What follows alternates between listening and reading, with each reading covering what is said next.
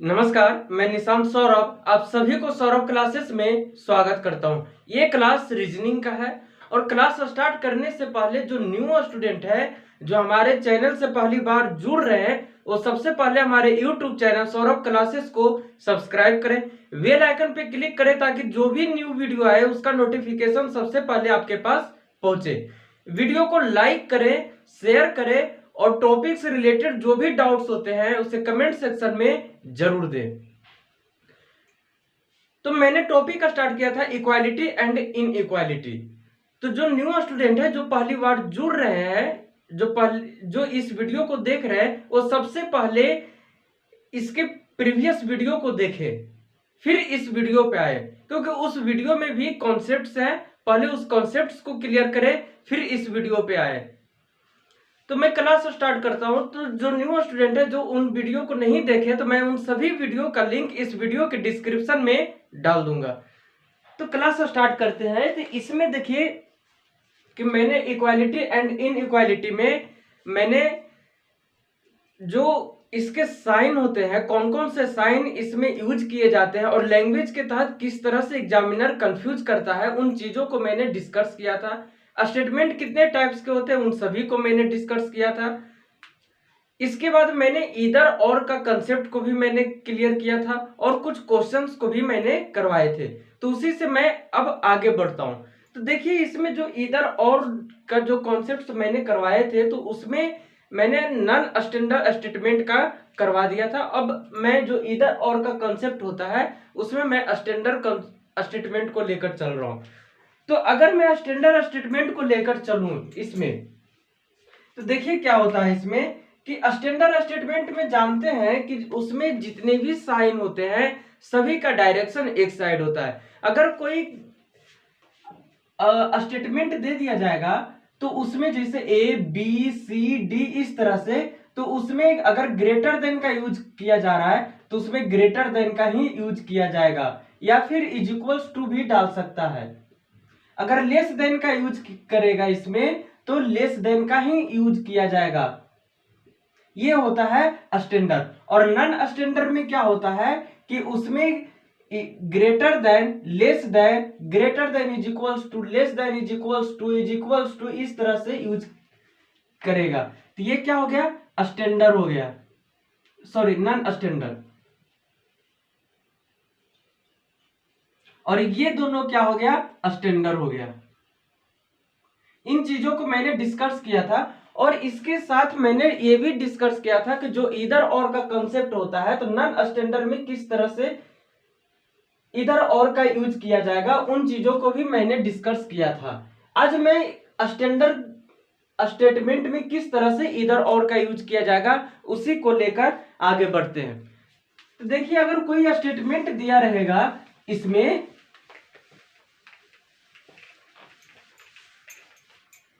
अगर हम मान लेते हैं स्टैंडर्ड, इसमें अगर मैं मान लूं कि कोई स्टेटमेंट है इसमें स्टेटमेंट है और वो स्टेटमेंट है यहां पे देखिए कि A greater than B greater than is equals to C is equals to D greater than is equals to F greater than E. इसमें ये स्टेटमेंट दिया गया है और इस स्टेटमेंट के तहत मैं कंक्लूजन को ले रहा हूं। तो देखिए कंक्लूजन क्या है यहां पे, ध्यान रखिए इसमें मैं लेकर चल रहा हूं इधर और का कॉन्सेप्ट।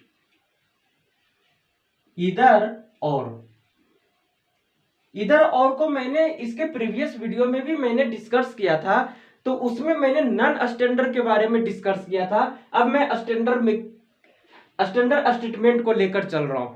तो देखिए इसमें क्या है कि कंक्लूजन में ले रहा हूं यहां पे, अगर कोई कंक्लूजन में ले रहा हूं यहां पे कि B greater than C and conclusion number B is equals to C, ये दिया गया है। इसमें अगर ये दोनों कंक्लूजन को मैं देखूं और कंक्लूजन के बाद स्टेटमेंट को देखें तो इसमें क्या है कि B greater than C and B is equal to C, और स्टेटमेंट में क्या कह रहा है कि B greater than is equal to C. इसका मतलब ये होता है कि यहां पे क्या होगा कि बी होगा जो सी से बड़ा होगा और बी होगा जो सी के बराबर होगा। इसमें दोनों क्या है, सही होगा, है ना। लेकिन इसमें हम कंफर्म नहीं कर सकते हैं कि बी बड़ा ही होगा या फिर बी बराबर ही होगा सी के। यहां पे दोनों पार्शियली सही है, आधा सही है दोनों, बी ग्रेटर देन बी है और इज इक्वल टू है। लेकिन यहां पे हम ये नहीं कह सकते हैं कि बी बड़ा ही होगा सी से या फिर बी बराबर ही होगा सी का।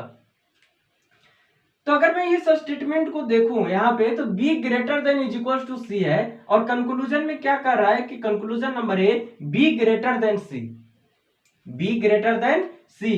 तो ये क्या है कि आधा सही है और आधा गलत भी है ना, पार्शियली रॉन्ग है। और यहां पे सेकंड में क्या कर रहा है कि b इज इक्वल टू सी, यहां पे b है जो c के बराबर है, ये भी पार्शियली। तो यहां पे जो इधर और का यूज किया जाएगा, तो यहां पे अगर हमें आंसर लिखना होगा तो क्या लिखेंगे कि इधर कंक्लूजन ए और बी फॉलोज, ये होगा। तो यहां पे एक चीज को ध्यान दें, यहां पे एक चीज को ध्यान दें, नोट में करके लिख लें कि इधर और का यूज मैंने जो बताया था, तो उसमें मैंने जो इंपॉर्टेंट पॉइंट्स लिखवाए थे, तो उसमें क्या लिखवाए थे कि दोनों नेम सेम होना चाहिए। दोनों नेम मीन्स दोनों एलिमेंट, यहां पे भी बी है तो यहां पे भी बी होना चाहिए, यहां पे भी सी है तो यहां पे भी सी होना चाहिए। लेकिन ऑर्डर से हमें कोई मतलब नहीं है, ऑर्डर नॉट डिपेंड। मीन्स अगर यहाँ पे b ग्रेटर देन c है तो यहाँ पे c is equal to B, तो दोनों में इधर और का यूज किया जाएगा, है ना।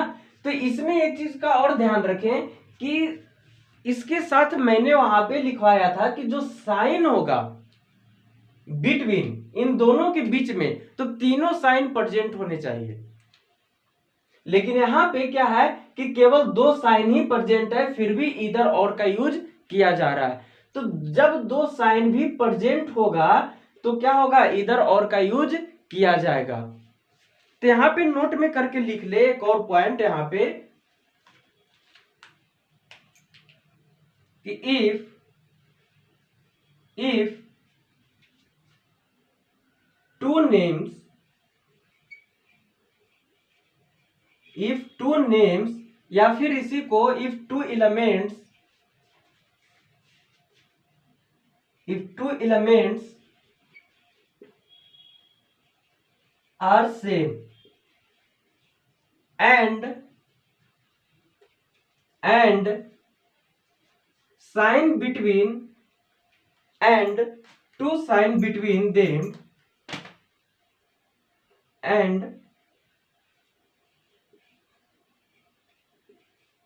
टू साइन मीन्स या तो ग्रेटर देन होगा या लेस देन होगा या इज इक्वल टू, तीनों में से कोई दो साइन भी प्रेजेंट होगा। मीन्स यहाँ पे दो साइन तो लिखे हैं, लेकिन ये दो साइन में से तीनों साइन जो है उस तीनों में से कोई दो भी प्रेजेंट होगा, तो भी इसमें क्या होगा, इधर और का यूज किया जाएगा। If two signs are present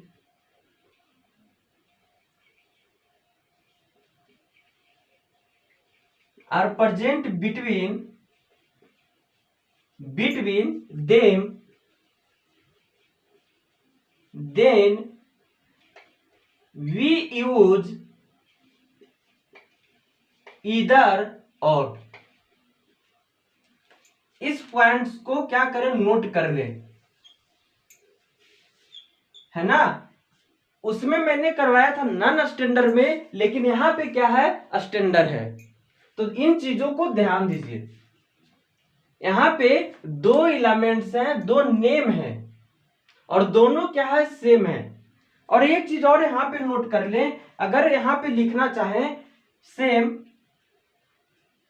और इसी के बाद यहां पे लिख लेंगे इस तरह से कि order note depend.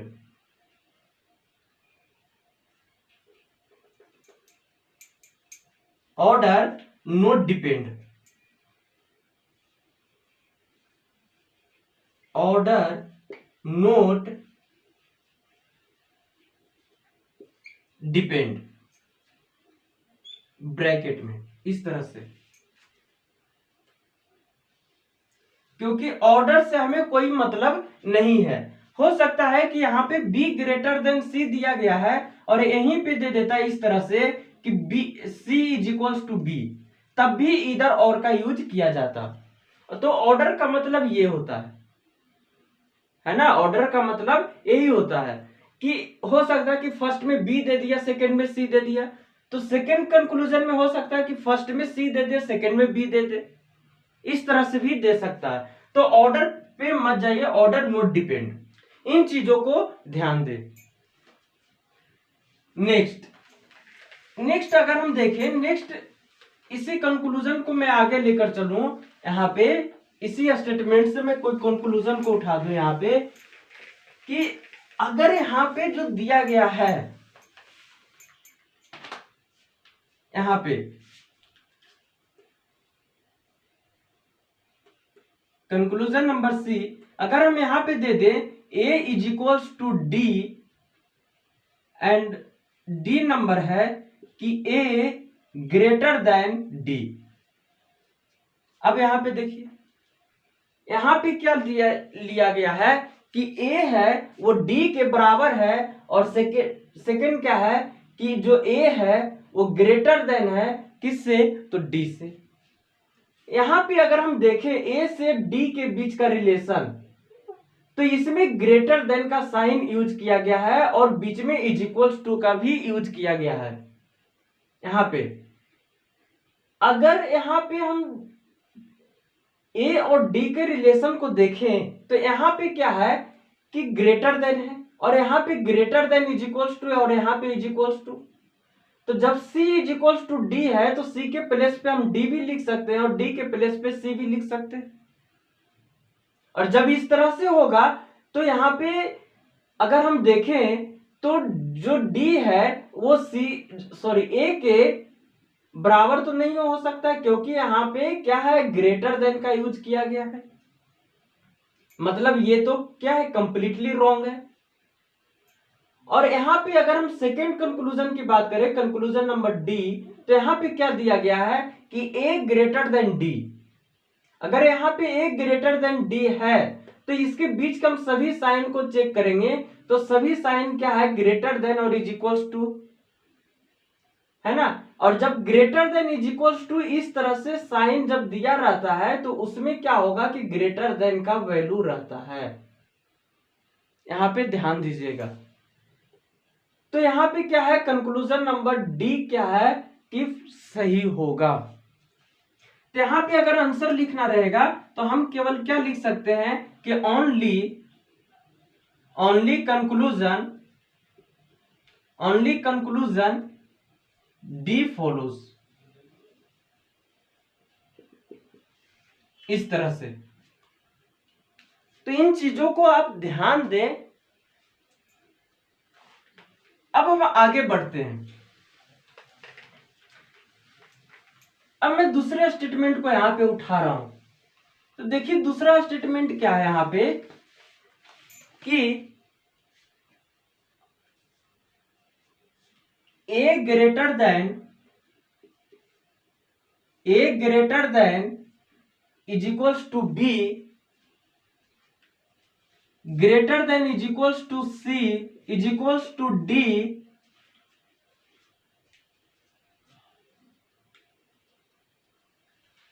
Greater than is equals to e and greater than is equals to f, ये दिया गया है।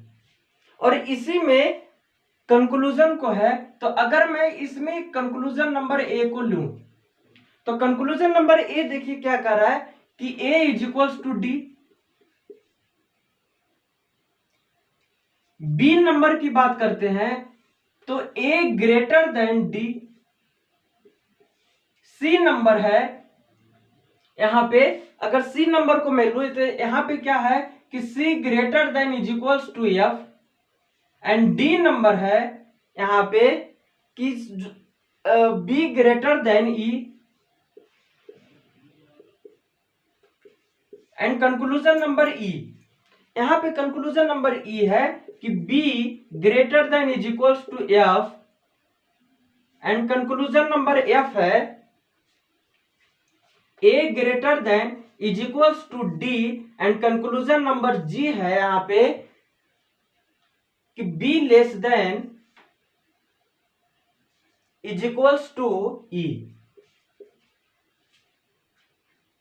यहां पे अगर हम देखें ये सभी क्या है स्टेटमेंट, सॉरी ये स्टेटमेंट दिया गया है और ये कंक्लूजन दिया गया है। इन चीजों को अगर हम देखें तो स्टेटमेंट को अगर हम देखें तो क्या दिया गया है, A greater than is equals to B, greater than is equals to C, is equals to D, greater than E, greater than is equals to F. अब यहां पे जो कंक्लूजन दिया गया है, कंक्लूजन नंबर ए, तो क्या है ए इज इक्वल्स टू डी। तो अगर हम ए और डी के बीच के रिलेशन को देखें तो ए और डी के बीच का रिलेशन क्या है, तो ग्रेटर देन भी है और इज इक्वल्स टू भी है। यहां पे मतलब कि अगर ए यहां पे A greater than is equals to B, greater than is equals to C, is equals to D. यहां पे देखिए कि जो ए है वो यहां पे डी के बराबर भी हो रहा है और जो ए है वो ग्रेटर देन डी भी हो रहा है, यहां पे दोनों हो रहा है। लेकिन दोनों क्या है कि पार्शियली है, मतलब कि बराबर भी हो रहा है यहां पे और बड़ा भी हो रहा है ए, लेकिन हम कंफर्म नहीं कर सकते हैं कि ए बराबर ही होगा या फिर ए बड़ा ही होगा डी से। मतलब कि कंक्लूजन नंबर ए ये भी क्या है पार्शियली रॉन्ग है, और कंक्लूजन नंबर बी भी पार्शियली रॉन्ग है, क्योंकि यहाँ पे ए ग्रेटर देन डी दे रहा है और यहाँ पे ए इज इक्वल टू डी है। दोनों सही है लेकिन दोनों क्या है पार्शियली रॉन्ग है। पार्शियली रॉन्ग मीन्स 50% करेक्ट है और 50% रॉन्ग है। तो यहाँ पे देखिए फर्स्ट कंक्लूजन नंबर ए को देखे तो पार्शियली रॉन्ग है और बी भी क्या है पार्शियली रॉन्ग है। नेक्स्ट को अगर हम देखें इसमें तो नेक्स्ट क्या कर रहा है यहाँ पे कि C greater than is equals to F.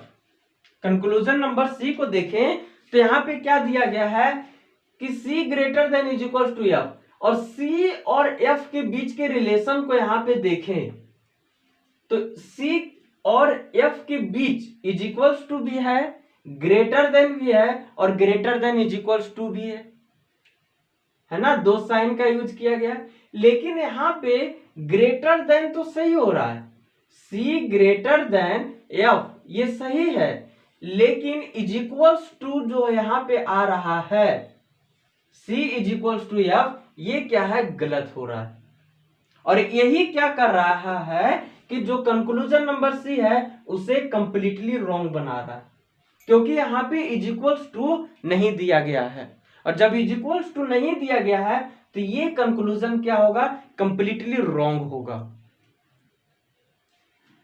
Next की बात करते हैं तो डी नंबर में देखिए क्या दिया गया है कि B greater than E, B greater than ई।